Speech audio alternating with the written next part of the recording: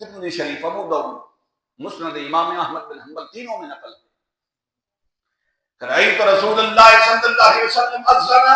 फी उज़ुनिल हसन इब्न अबी तालिब हीना वलदतहु फातिमा बिस्सलाम, कि जब सैयदा कौनैन ने इमाम हसन मुर्तज़ा को जन्म दिया तो उनके कानों में नमाज वाली आज़ान विलादत पर रसूल कायनात ने दी। अब जिनके कान में पहली आवाज रसूल कायनात की गूंजे,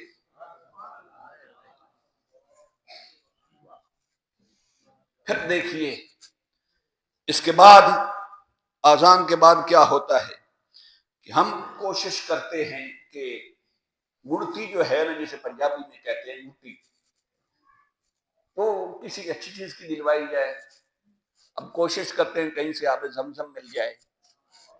आबे जमजम से बच्चे को गुट्टी दी जाए, और फिर कोशिश करते हैं कोई परहेजगार नेक शख्स हो, बच्चा उस पे जाए। कहते हैं ना कि जिसकी गुट्टी होगी बच्चे की फिर तबीयत आदत उस पे जाएगी। जब इमाम हसन मुज्तबा अलैहिस्सलाम की विलादत होती है, अब यार कहां आबे जमजम और कहां मेरे आका का आबे जमजम, कोई कंपैरिजन नहीं हो सकता है। आबे जमजम की अजमत और शान अपनी जगह पर, लुआब दहन मुस्तफा करीम का हो। आका अलैहिस्सलातु वस्सलाम ने किसी और चीज से नहीं, हुजूर ने, फिर देखिए हुजूर अलैहिस्सलातु वस्सलाम ने ऐसे नहीं कि अपना लुआब दहन मुबारक अपनी उंगली मुबारक पे लेके ऐसे करते हैं और फिर बच्चे के मुंह में, नहीं ऐसे नहीं, बल्कि इमाम हसन मुज्तबा को मेरे आका अपनी गोद मुबारक में लेके मुस्तफा करीम